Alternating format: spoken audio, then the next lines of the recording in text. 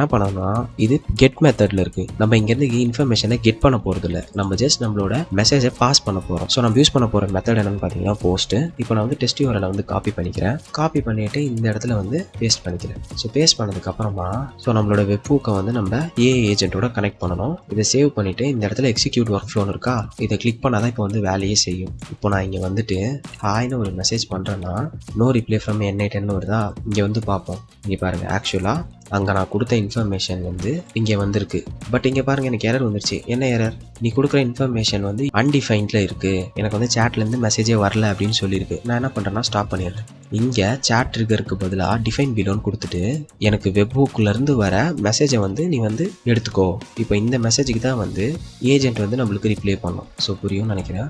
Like நம்ம அங்கேருந்து message அனுப்போம், அந்த மெசேஜை இந்த மெசேஜுக்கு தான் நீ ரிப்ளை பண்ண போகிறன்றதை இங்கே சொல்லிவிடுவோம். தென் இதுதான் ஏஜென்ட் கிட்ட போயிட்டு ஏஜென்ட் வந்து மாடல் கிட்ட சொல்லி தென் அதுக்கேற்ற மாதிரி ரிப்ளை தரும். ஃபர்ஸ்ட் நம்ம இதை செட் பண்ணி ஒர்க் ஆகுதான்னு பார்ப்போம். எக்ஸிக்யூட் பண்ணுறேன், ஹாய்னு கொடுத்துறேன். கொடுத்தோடனே நோ ரிப்ளை ஃப்ரம் N8. இது ஏன் நோ ரிப்ளைன்னு வருதுன்னு பார்த்தீங்கன்னா நம்ம கொடுத்த இன்ஃபர்மேஷன் இங்கே வந்துடுது. இங்கே வந்ததுக்கப்புறம் இங்கே இன்ஃபர்மேஷனும் போயிடுது. பட் ஆக்சுவலாக இங்கே என்ன ஆகுது பாருங்க, மெமரியில் பார்த்தீங்கன்னா இந்த மாதிரி ஒன்று இல்லவே இல்லை, நான் என்ன பண்ணேன் அப்படின்ற மாதிரி நம்ம கிட்ட சொல்லி அன்டிஃபைன்டுன்னு எரர் வருது. ஸோ பேசிக்காக நம்ம வந்து செஷன் ஐடின்ற ஒரு கான்செப்ட் இருக்குது. செஷன் ஐடின்றது என்னன்னா, நான் ஒரு யூசர், நான் மெசேஜ் அனுப்புறேன்னா என்னோட செஷனுக்குன்னு ஒரு ஐடி ஜென்ரேட் ஆகணும். அந்த செஷனில் நான் பண்ணுற மெசேஜோட மெமரி மட்டும் அதுக்கு இருந்தால் போதும்.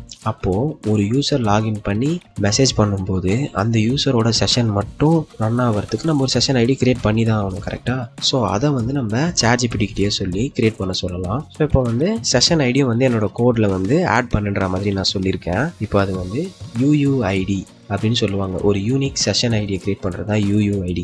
ஃப்ரண்ட் அண்ட் பேசிக்காக இப்போ வந்து ரெண்டு இன்ஃபர்மேஷனை தரும். ஒன்று வந்து மெசேஜ், இன்னொன்று வந்து UUID. UUID எடுத்து நம்ம மெமரிக்கும் மெசேஜ் எடுத்து நம்ம ஏஜென்ட்டுக்கும் கொடுத்தாலே போதும். இப்போ வந்து நம்ம ஃப்ரண்ட் எண்டும் பேக் எண்டும் கனெக்ட் பண்ணிவிடுவோம்.